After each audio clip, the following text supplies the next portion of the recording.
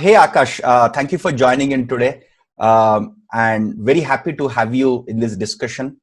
Most importantly, the reason we wanted you for this discussion is because your story and your background, your journey into a successful data science role is inspiring to all of us. Your journey will inspire a lot of students both within applied course and outside of it.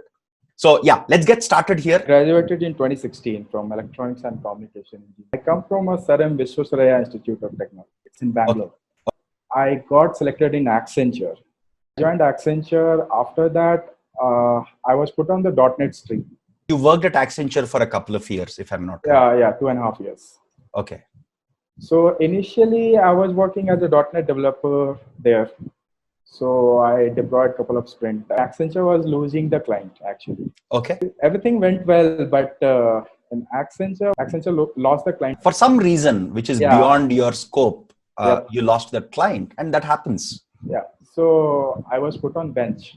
For some internal reason, they couldn't move you to a pure Python role. Okay. Yeah, they had their policies. So I decided okay, there's no point in continuing now because again, I start working on this talk and all that. So I dropped out. Then after a couple of months. Quit Accenture because when did you roughly quit the job? 10th of May. 10th of May, 2019. Yeah, before that. It's almost been close to a year now. Yeah.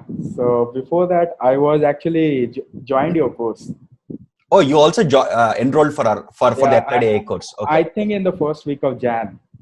When I went on a bench. So so when you went on bench, you had more time, so you enrolled for AppliedAI course. Yeah. Okay. So you said, okay, I'm quitting because I want to pursue a career in data science and Python, and you moved out. And by that time, you also enrolled for the AppliedAI course. Cool. Yeah, so you are learning from AppliedAI course, being persistent with the whole assignments, being diligent because you said, I want to get into a data science job, and all this when you did not have a job. There is also this pressure to get a job. Yeah, that was quite helpful at some extent.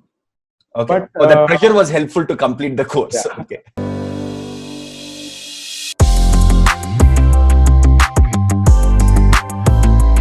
You're still learning and doing the assignments. You haven't yet completed, but you're applying on your own just to give it a try. So I fair enough.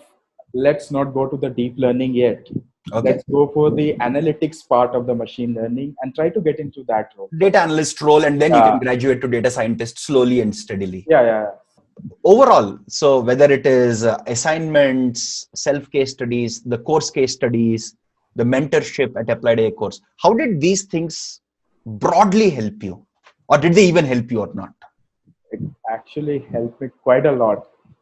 Otherwise, I would have still wondering what to study, what not to study. It's like a concise thing you're getting.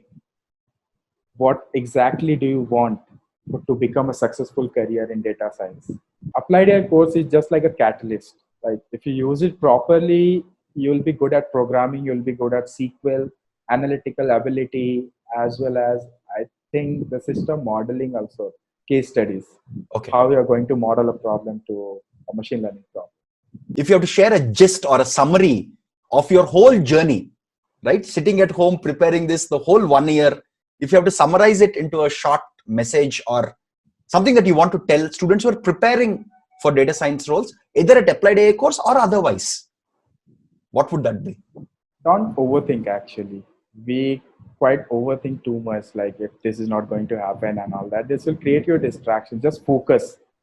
Just take a course, focus on that and build things, put your portfolio outside, and this things is going to help you. What was your preparation strategy? How did you revise given the vastness of syllabus? And what was your schedule in terms of learning? Because there's so much breadth to cover. Also, there is good amount of depth to cover. So how did you stay motivated? What was your preparation strategy, revision, schedule to complete the course comfortably? I've broken down the course. I'm in the assignment section into chunks of assignments now. Further, then I went on completing those assignments. So once you finish these things, right, after 3 or 4 assignments, you don't need to break it up. So you'll have the framework in your mind. Okay, so what method I have built, what method I haven't built. Okay, so how do I do it? So if you sat down for 4 to 5 hours, right, you can design a high level overview like how you're going to approach this assignment. In terms of learning theory, learning the concept, the mathematics behind it, did you face any problems? I haven't faced. Like I used to forget the concept, but I make my Sunday as the revision. How many hours were you putting in on daily basis for the preparation? On an average. I guess 3 to 4. Okay. I mean, productive hours.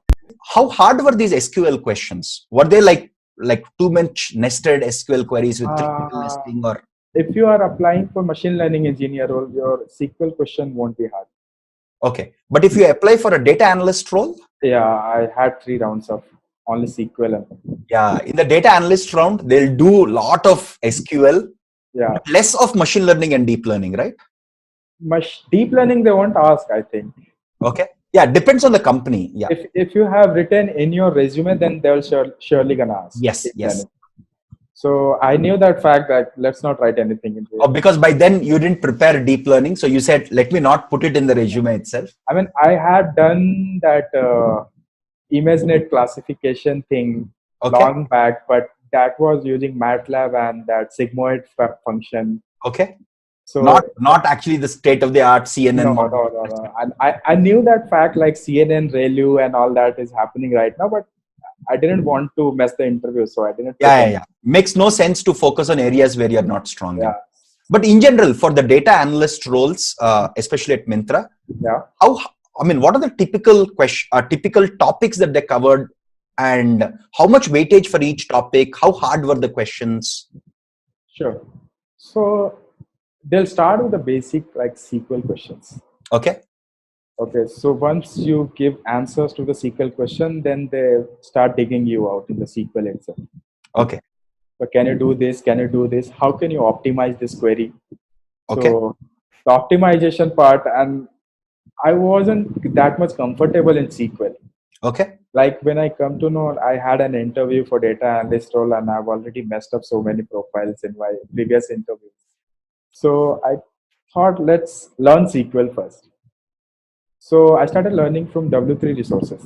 That's a very good resource. Yeah, so I didn't go through the syntax and all that, because I know for good product-based company, they don't care about the syntax. So I went through all the questions, like how you can, business question, how you can formulate into SQL question and give them answers. So you are mostly using external web resources like W3 Schools for problems for practicing. Yeah. But they're asking you, like, the hardest SQL queries that I can think of are all like heavily nested queries. See, if I would have come from the SQL background, right? You didn't come from the DB background. Okay. So they would have drilled me into SQL. But since you didn't come from that background, or even from computer science background, they were more lenient.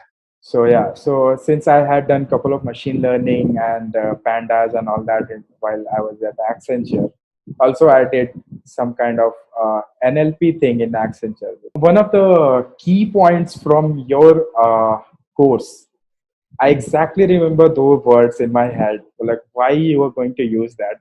And I exactly used the same example, same thing, and I produced the same thing. Like, this is the reason, that's why we are going to use that. Oh, so they asked you, why did you use this model, or why didn't you use that? Okay. Not model. It's related to NLP. Why did you use the TF-IDF? Why use TF-IDF and not something else? Okay. Yeah. In terms of programming, did they have some programming rounds also for you, apart from SQL? After SQL, they asked me like a bunch of 4 Python problems. But nothing like advanced data structures or algorithms. Simple. For data analyst, I don't think they're going to ask. For data analysts, they mostly don't ask data structures, algorithms. For machine learning engineers and scientists, they might. Until unless you are not interviewing for that Goldman Sachs. Yeah, so that's an exception. Yes, the finance companies are more stringent. And in terms of hardness of questions that you did they ask you some questions from machine learning or deep learning or any of these topics also? Not deep learning, machine learning. Mostly machine learning. Yeah. Okay. And how hard were these questions? If you have gone through the Applied AI course, I think it was trivial. It was trivial. Okay. So not too hard. Okay. No. So just to summarize this, your interviews were mostly SQL focused, a little bit of Python programming, not advanced data structures or even data structures algorithms, simple Python programming, a little bit of machine learning, no deep learning. and the hardness was fairly trivial for you because If you are an applied AI, course in depth. that's fairly. I mean, one or two questions were there, but that was related to sorry. Uh, that was related to it's like how you are going to build something like that. I mean, it's like modeling problem. Okay. So slightly open-ended modeling problem. Yeah. Okay. And then the business rounds, like business round is quite unpredictable, right? There is no right or wrong. It all depends on the interviewer. Yeah. But if you have the basic, like for business rounds, if you have seen a bunch of cases, if you've seen how to solve in our case studies a wide spectrum of problems, it should be. AppliedAI course is just like a catalyst. Like if you use it properly, you'll be good at programming, you'll be good at SQL, analytical ability, as well as I think the system modeling also, case studies. Okay. How you're going to model a problem to a machine learning problem. Okay. Overall, as I understand it, you're saying just don't worry about all the external factors that you can't control. Focus on your preparation, stay persistent, keep moving forward. Just go through the assignments, I'll say. Yeah. So going through assignments is extremely important, no doubts about it. Whatever I have gone through the case studies, it really helped me out how to formulate the problems into the machine learning problems. So I would strongly recommend that you finish the deep learning and the deep learning case studies. We've added a lot of content on cutting edge techniques more recently. I've seen that. Actually, because that will surely help you go to the next level, right? Because you have what it takes. You have the hard work. You're smart about your work. Your mathematical foundations are good. You're persistent. So I think if you just put in that extra effort to finish deep learning assignments, deep learning videos and case studies, probably continue this whole process of doing your own case studies. Probably you can improve with Myntra, I always had this, that can we improve the apparel matching recommendation system better? Probably you can do it and just move into a deep learning scientist role or a machine learning engineer role soon. Yeah, that can be done. Sure. Yeah. So sounds good. Thank you very much for taking your time and your story, especially your persistence for almost a year to get into a product-based company that you always wanted to get in, will surely be an inspiration and I'm sure given your passion, given your dedication and persistence, you have a long way to go, right? So my suggestion to you is let's finish the deep learning assignments and let's attempt Amazon or Google. Let's do some of these. Okay, we'll help you with that. So just finish the assignments, finish the case studies, So I have like a couple of things in my mind related to my self case studies. Sure. We'll anyway work very closely with you. Let's move through that whole thing. Very importantly, let's not make this the peak of your success. This is just a stepping stone. So my suggestion is in the next 6 months, let's finish whatever you're yet to finish and let's go attempt a data scientist or a machine learning engineer role, because you're already also going through the interview prep course. Let's just try for even within Myntra or at another company. Even within Myntra is a very good company. If you show skills, I'm sure they'll move you to the next role. My team, I'm the first member in my team. Let me tell you one thing. I had a huge unfair advantage, if I may say so, because in the advertising division of Amazon, I was one of the first machine learning scientists. Today, Amazon advertising is publicly known information, is a multi-billion-dollar business. When I joined, it was a teeny business.